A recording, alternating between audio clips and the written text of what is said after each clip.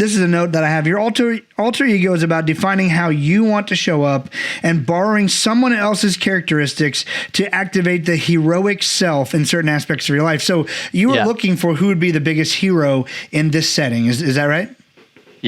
Yeah, exactly. So that big breakthrough that I had, well, some of it came from some of the psychology books that I was reading where, and this is actually how I found my biggest mentor in my life, which was Harvey Dorfman. He's known as the Yoda of baseball. Literally wrote the kind of Bible of the industry called Coaching the Mental Game. He's an absolute genius. And so I was reading all these sports psych books because my practice was growing and people were taking notice and stuff.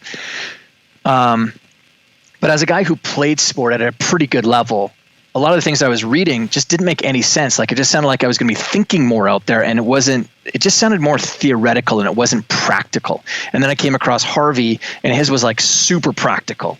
And it showed because he was an actual practitioner. He was out there working with these athletes all the time.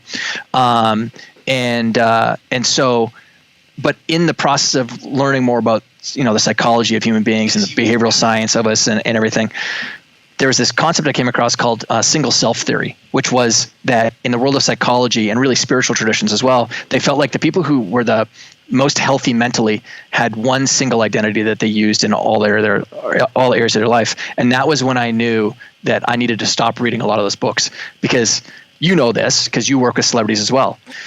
And anyone who's listening, I'll ask you the question, have you ever met a public figure, athlete, local newscaster, whoever, and you met them in real life and you're like, oh, they're actually a lot different in real life than I thought they would be, right? And then it makes sense to you. You're like, oh yeah, that makes sense. And yet there's these kind of principles in psychology that break under the weight of practical life. And so I always knew that my athletes were very different on the field than they were off the field. And I wanted to help them cultivate both of those things so they could leave the wins and losses there and not take it into their personal lives where it can really kind of be toxic for most of them. And so in that process, now in 2008, that was when the psychology world really shifted. And now they've said that the people who have and see themselves as having many selves, many roles that they play in life, are actually the healthiest mentally. Anyone who tries to act through just one identity is the person who struggles the most. And so the alter ego is just one of these amazing tools that you can use, especially for ambitious people, where you're constantly bumping up against comfort zones to help you accelerate through much more rapidly. Because really the thing that holds most people back in the early stages of anything is the identity. It's how you see yourself. It's your own self-concept.